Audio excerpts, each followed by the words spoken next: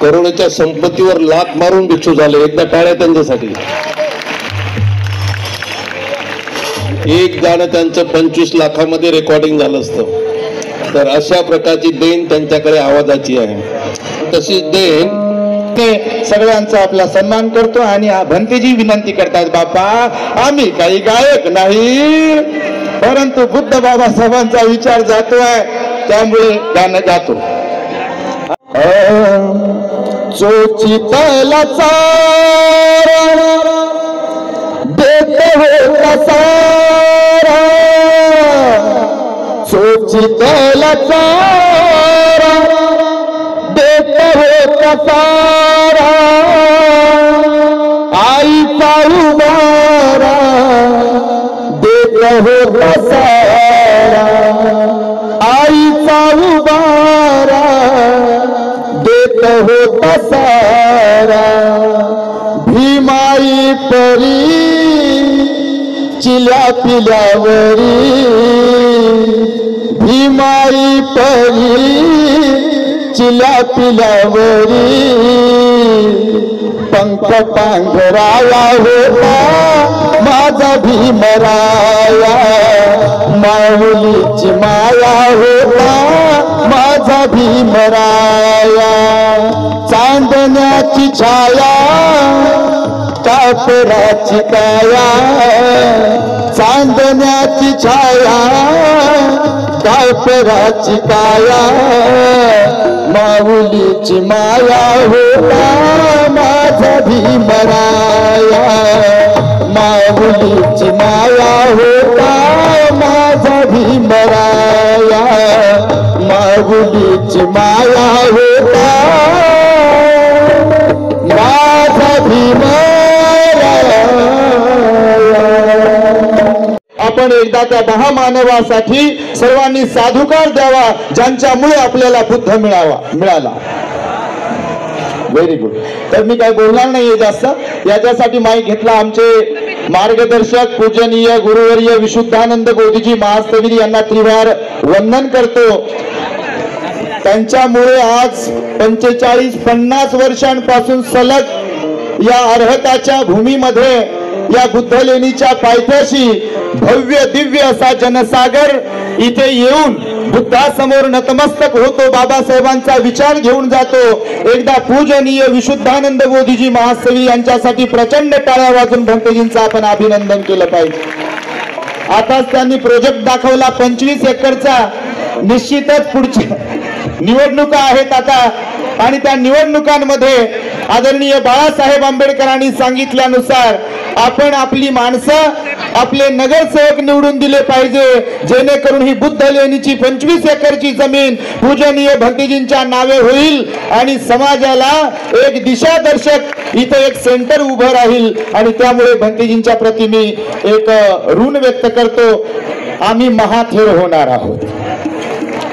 येणाऱ्या 8 ऑक्टोबरलाच महाथेर होणार आहोत, परंतु त्याचं सेलिब्रेशन व्हावं अशी उपासकांची इच्छा आहे. भिक्खूचा त्याग, भिक्खूचं तप लोकांना कळावं, इतरांनाही प्रेरणा मिळावी म्हणून येणाऱ्या 19 ऑक्टोबर 2025 रोजी महामानव बोधिसत्व डॉक्टर बाबासाहेब आंबेडकरांनी निर्माण केलेल्या मिलिंद महाविद्यालयाच्या प्रांगणामध्ये त्या महाथेरो कार्यक्रमाचं आणि कठीण वरदानाचं आम्ही आयोजन केलंय. तुम्हा सर्वांना मूळ पत्रिका आहे. आपण सर्वांनी सहपरिवार त्या कार्यक्रमासाठी यावं. महाराष्ट्रासह तेलंगणा, कर्नाटक आणि गुजरात येथून सुद्धा उपासक उपासिका येणार आहे. आदरणीय भीमराव आंबेडकर साहेब कार्यक्रमाचे उद्घाटक आहेत आणि पूजनीय भिक्खू संघाच्या मार्गदर्शनामध्ये तो कार्यक्रम संपन्न होणार आहे. सूचना संपली. सर ते शेवटी भंतेजी आमचे म्हणाले गाणं म्हणा, तर थोडस एक ध्रुवपद गाण्याचं तुमच्या समोर गातो आहे. परमिशन? हा, मोठ्या भंतेजींनी सांगितलं. आणि लक्षात ठेवा, बुद्ध बाबासाहेबांचं गाणं हे नच्चगित्तवादितेमध्ये येत नाही. जर तुम्हाला कोणी म्हणत असेल तर ज्या गाण्यामध्ये अश्लीलता असते ती गाणं नच्चगित्तवादितेमध्ये येतात. ज्या गाण्यामध्ये बुद्धाचा आणि बाबासाहेबांचा विचार असतो ते प्रबोधनाचं गाणं आहे आणि ते नच्चगित्तवादितेमध्ये येत नाही, असं जबाबदारपूर्वक तुम्हाला मी सांगतो आणि एक कडवं सादर करतो. सोन्याचा धूर निघतो.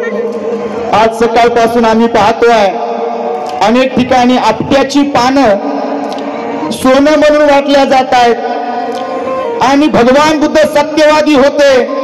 भगवंताचा मार्ग सत्याचा आहे, परंतु उघडपणे राजरोसपणे दिवसा ढवळ्या आपट्याची पानं एकमेकांच्या हातात लोक टेकवतायत आणि म्हणतायत सोनं घ्या सोनं द्या. आणि आपल्या गळ्यातलं सोनं नाकातलं हातातलं सोनं घरातच आहे आणि आपट्याच्या पानाला लोक सोनं म्हणतात. परंतु आम्हाला त्या आपट्याच्या पानाच्या सोन्याची गरज नाही, कारण आमचं जीवन हे सोन्यासारखं जीवन बनवलं ते महामानव बोधिसत्व डॉक्टर बाबासाहेब आंबेडकरांनी. आणि म्हणून काल कवडी मोल ज्यांचं जीवन होतं, ज्यांना स्वतःची ओळख नव्हती, ज्यांच्या गळ्यामध्ये मडकं होतं, कमरेला झाडू होता, शिक्षणाची संधी नव्हती, गावकुसाच्या बाहेर आपली माणसं होती, त्या दुर्लक्षित समाजातल्या माणसांना बाबासाहेबांनी नवसंजीवनी दिली, नवजीवन दिलं आणि आज तीच माणसं बघा स्वाभिमानाचं जीवन जगू लागले. मोटार गाडी बंगला हे सगळं काही आज आपल्याकडे आलं आणि म्हणून त्या बाबासाहेबांच्या प्रति कृतज्ञता व्यक्त करीत आहे.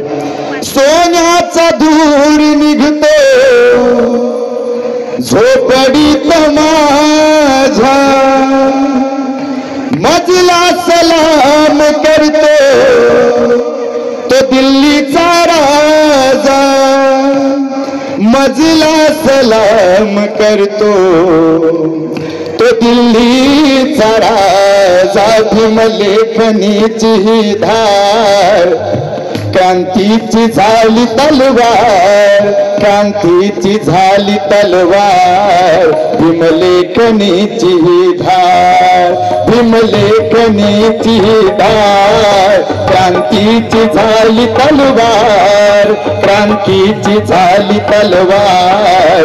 भीमलेखनीची ही धार. नमो बुद्धाय. जय भीम. बापा गायक लोक तर माझ्या मागे लागले, आम्हाला येऊ द्या, आम्हाला येऊ द्या, पण मी पैसे कुठून देऊ? कारण मी काय पैसे मागत नाही, कोणाला जाऊन घरी कोणाच्या पावती बुका फाडत नाही, मला काम द्या असं काही म्हणत नाही. जे स्वइच्छेने देतात त्याच्यावरती कार्यक्रम होतो आहे, हे पण तुम्हाला मी आवर्जून सांगतो. कारण आपला समाज श्रीमंत आहे आणि तेवढ्याच मोठ्या मनाचा आहे आणि त्यामुळे भरभरून आपल्या कार्यक्रमासाठी तो मदत करेल आणि करत आहे. इथे आमच्या साध्य ताई बसलेल्या संपूर्ण भिक्खू संघासह समाजाला भोजनदान त्यांच्या परिवाराकडून आहे.